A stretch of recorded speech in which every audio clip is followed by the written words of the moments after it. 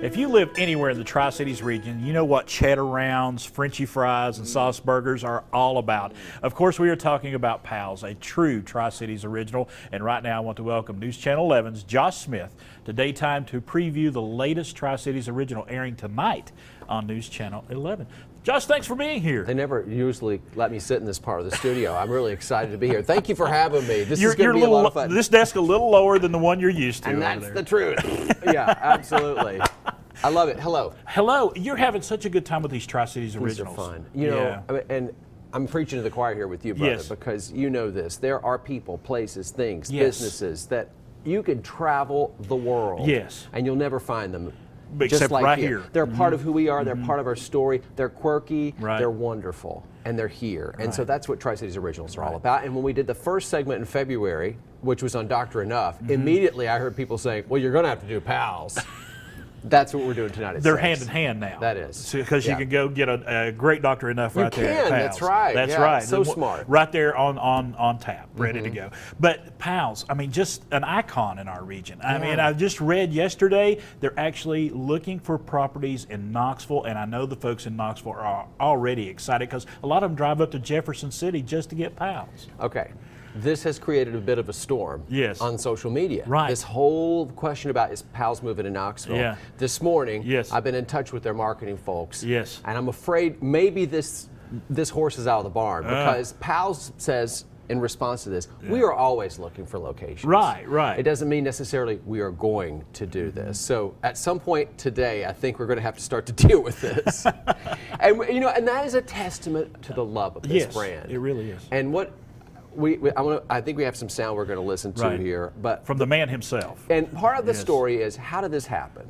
So, you know, what we found out was Pal Barger, while he is in the 1950s in Austin, Texas, in the military, and he's out with buddies and they're getting burgers and shakes. He's scanning for a business opportunity, and he sees this restaurant called 2J's, and he said, "That's what I want to do." So we're going to talk about that tonight. And then I asked him a question about, how did they come up with this idea of a building with a hot dog on top of it? And here's his answer. And he speaks about a man named Tony Baroni, who is an incredible artist who lives in California. And we can pick it up there. There we go.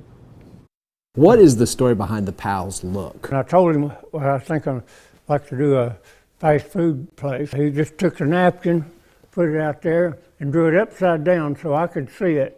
And that's where the Pal's was designed. And did you love it right away? Yeah, he pushed that aside and he said, here's another idea. I said, don't want to see anything else. That's it. That's what we're going to do. What was the reaction when you put that first building up with that design? Well, he wanted to know who the crazy guy was that did that.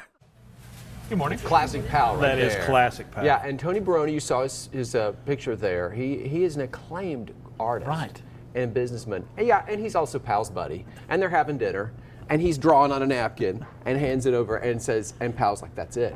And now 29 locations later, it's so much a part of who they are. And when one of those goes up in a local community, you can just feel the excitement coming around because folks know I don't have to drive very far away to get my Pal's fixed now.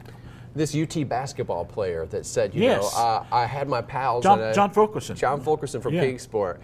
You're seeing what's happening in Knoxville today with the mere mention they might be looking. And so our question tonight is, how did a guy from Kingsport with an entrepreneurial spirit translate that into something that people love so much? I mean, it's a burger and fries. It's a milkshake. It's good food, but it's more than that. And they don't. The menu is got enough choices on there for to keep folks happy, but it's not expansive. I mean, it's not like you're going to have to go up there and look through 40 things. And I was going to mention too, we had the Harlem Globetrotters here on our show not too long ago.